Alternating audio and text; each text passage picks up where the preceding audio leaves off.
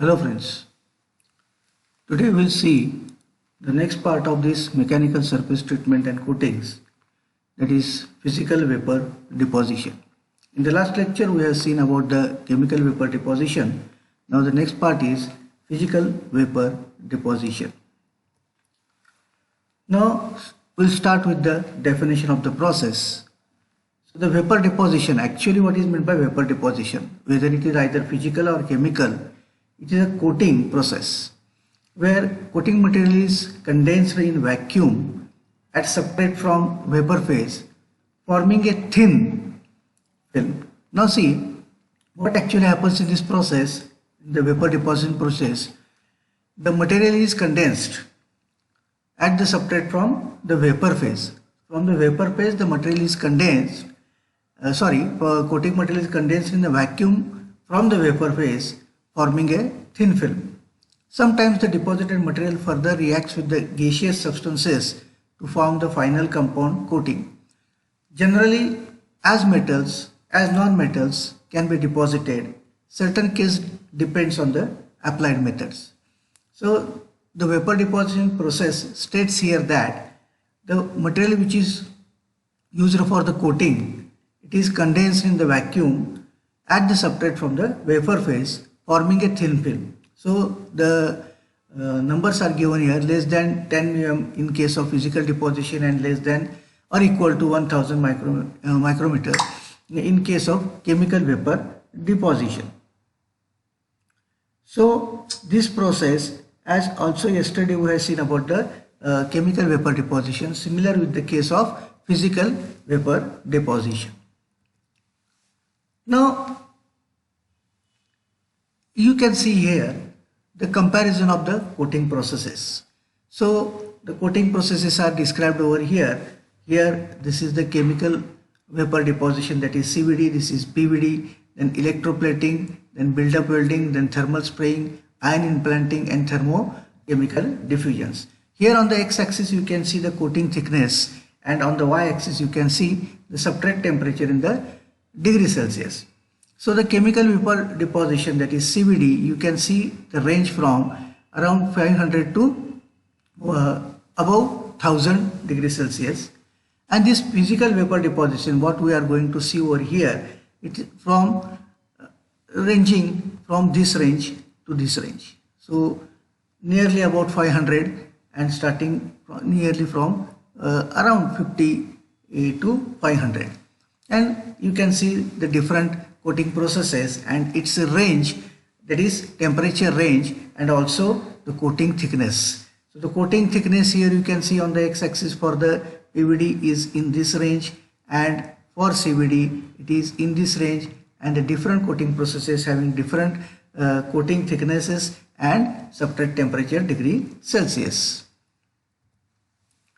Now what are the process features of these vapor depositions? So if you take the processes such as thermochemical, chemical or electro deposition, hot dipping, cladding, sol gel and thermal spraying. So the materials which are introduced are, in case of thermochemical you can give for solid, liquid, gaseous form, chemical solution form, electro deposition solution form, hot dipping process it is a liquid melt, as the name itself suggests it is a hot dipping. Then cladding you can go for solid form, sol gel for solution form, and thermal spraying liquid form except for cold spraying. So these are the different processes types and materials which are introduced for these particular processes.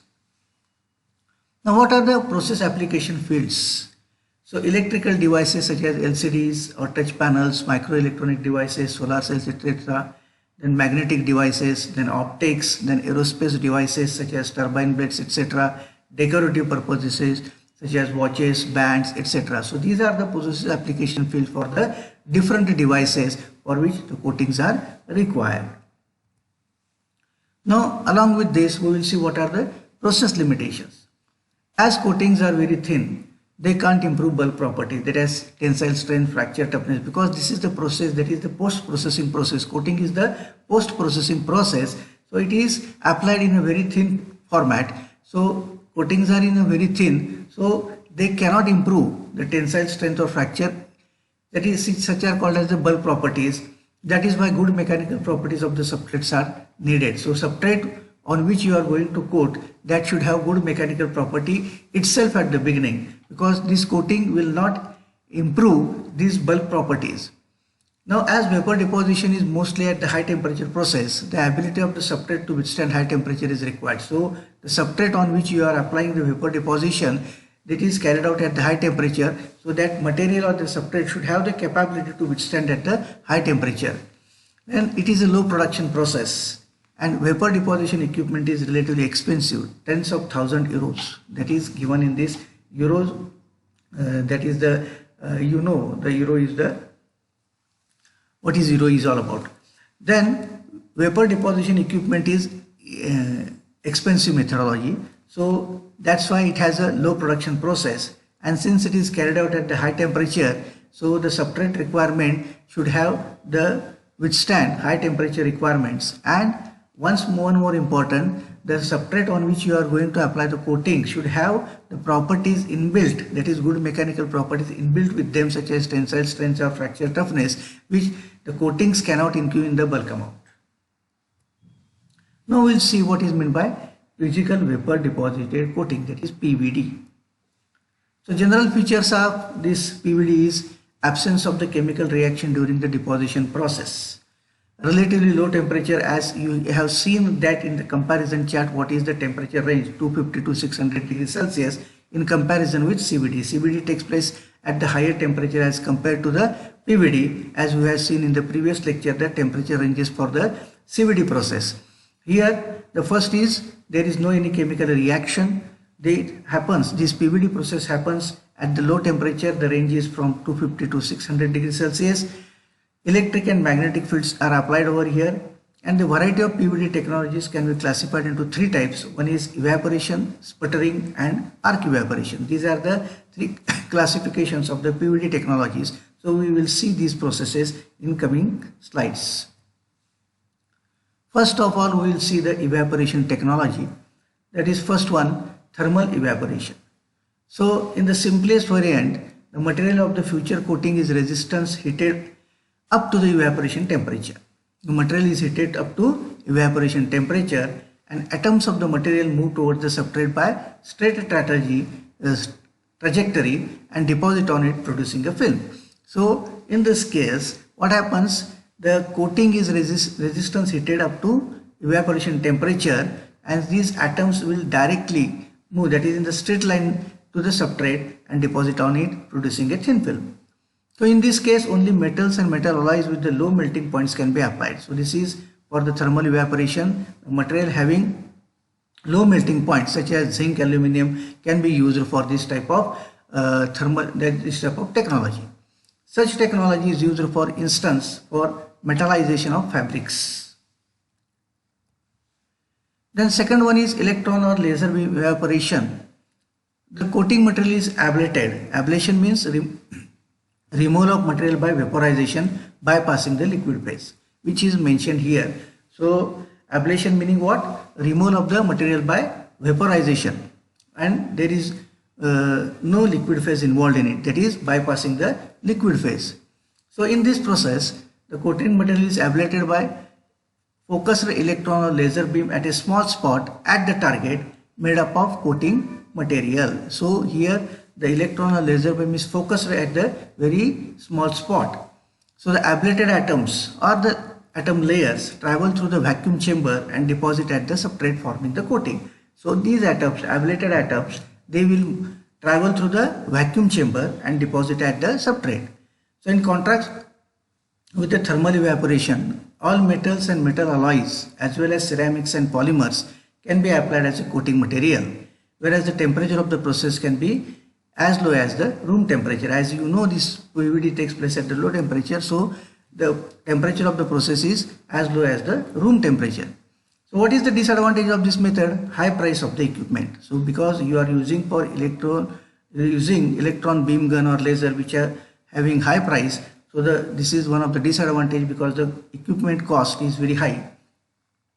So this method is applied, for example, for magnetic data storage media production, but for ultra high rate aluminization of fabrics and transparent barrier coatings as also well. So this is the process, and now you can see is the pulsed laser deposition. There it is a pulsed laser source, and this is the target, and this is the stepper motor, and this is the substrate. So substrate, this is the substrate holder on which the substrate is kept, and the laser source is applied over here on that, and the process is carried out.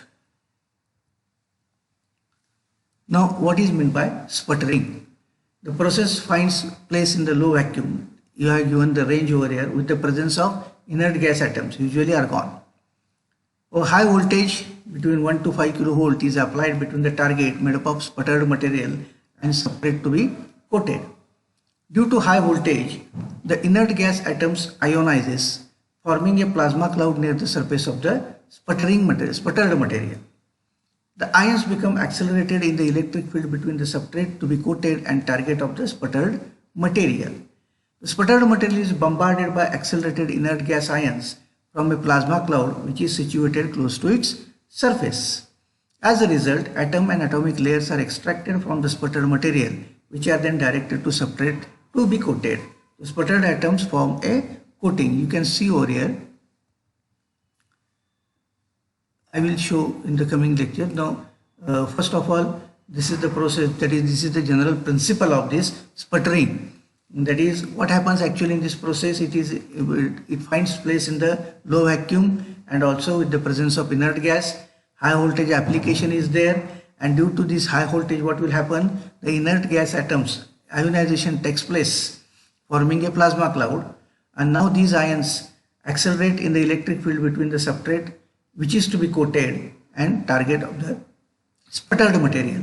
And this sputtered material is bombarded again by accelerated inert gas ions from a plasma cloud which is situated close to the surface, and due to which atomic layers are extracted from the sputtered material which are then directed to the substrate to be coated. Those sputtered atoms form a coating. In this case, you remember these, whatever the atoms which are sputtered, they form the coating. This is the general principle of sputtering. Now what are the sputtering technologies? Direct sputtering or direct current diode sputtering. So direct voltage is applied between the target and the substrate, that is between cathode and anode. Here direct voltage is applied. Triode sputtering, heated filament is used as a source of secondary electrons to help ignite and sustain the plasma. Radio frequency sputtering, an alternative voltage at a high frequency is applied between the target and the substrate. Magnetron sputtering, an electron trap is formed by magnetic fields what makes electrons extracted during ionization and bombardment process to arrive back at the target. So these are the different sputtering technologies. One is direct current diode sputtering, that is direct voltage applied between cathode and anode. Triode, here you can go, heated filament is used as a source. Radio frequency sputtering, alternative voltage at a high frequency is applied. And in magnetron sputtering, electron trap is formed by magnetic fields. If the sputtered and the deposited materials further reacts with the gases initially introduced to the vacuum chamber after deposition process, the process is called reactive sputtering, because the name itself given reactive sputtering because there is a reaction with the gases. Now magnetron sputtering. So distinctive advantage of magnetron sputtering in comparison with the other sputtering technologies are higher available deposition rates. So the deposition rates are very high in case of magnetron sputtering as compared to the other sputtering technologies, and also lower substrate heating. Both AC and DC current sources can be applied for magnetron sputtering. So you can say it can either direct current magnetron or radio frequency magnetron. Balanced and unbalanced magnetrons are used for sputtering. Magnetron sputtering is used, for example, semiconductor industry or tool industry. Here you can see the magnetron sputtering over here. So here you can find the substrate and this is the target. So one is cathode and one is anode, and these are the magnets, that is the north and south pole. This part is the anode and this another part is the cathode, and in this case these are the magnetic lines of forces, and here you can find the plasma, and these are the atoms sputtered from the target. So this is how the magnetron sputtering is carried out. As I said, both here DC and AC current sources are applied, and balanced and unbalanced magnetrons are used for the sputtering process. Then next one is the arc evaporation. General principle of this is high current, low voltage strikes at the surface of the target made up of material of further coating. And due to this arc striking, highly energetic emitting area, that is so called cathode spot, appear at the surface of the target. Why it happens? Due to striking of the arc. Now the temperature inside the cathode spot is high, around 15,000 degrees Celsius, causing the evaporation of the target material with the formation of highly ionized quasi-plasma cloud. So this quasi-plasma cloud is directed toward the substrate and is deposited on it, forming a film. If necessary, a reactive gas is introduced after this so that gas molecules react with the deposited film, creating the coating. So this is the general principle of arc evaporation. As you know, you can understand the word arc evaporation. So there is a arc striking and it is at the high current, low voltage strike. So the temperature inside the cathode is around 15,000, which causes the evaporation of the target material and forming a plasma cloud. And this plasma cloud is directed towards the substrate and is deposited. Due to here in this process, due to arc striking, what will happen? There is a evaporation of the target material with the formation of quasi-plasma cloud or plasma cloud, you can say, and this is directed to the substrate, which is used for deposition or forming a film. So this is how this is the substrate and this is the vacuum chamber. Here is the arc source for the power supply, and here you can see there are the electrons, metal atoms and meta-ions. You can see over here, and this is the reactive gas inlet, and due to the arc striking, what will happen? There is a formation of the plasma cloud which is directed towards the substrate material and on which the deposition takes place. What are the features of this arc evaporation technology? In comparison with other PVD technologies, arc evaporation is the most productive one. In addition to that, it casually allows to deposit denser coatings with highest mechanical properties. Also, arc evaporation provides highest target utilization. The main disadvantage of arc evaporation is the formation of micro droplets during the evaporation process, which leads to the higher surface roughness of the coating. So due to this, what happens, arc evaporation process, there are some small droplets are produced, and these droplets will lead to the surface roughness problems. So one possible solution to the problem of micro droplets is seen in magnetic filtering system. Their application lowers the deposition range. So these are some of the technological features of the arc deposition methods. Now you can see here over the comparison of some PVD technologies. So processes are there and the deposition rates with the pressure, particle energy and adhesion is given. So you can go through this chart in evaporation, sputtering and arc evaporation. What is the deposition rate? What is the pressure? What is the particle energy? And what is the adhesion? So this is the comparison of PVD technology. So friends, today we have seen about the PVD technology methodology. So if you have any doubts, you can you can tell me about this, so we can have a discussion on this and we will solve these issues. So thank you very much for take good care of your health. Stay safe, stay healthy. Thank you very much. Thank you.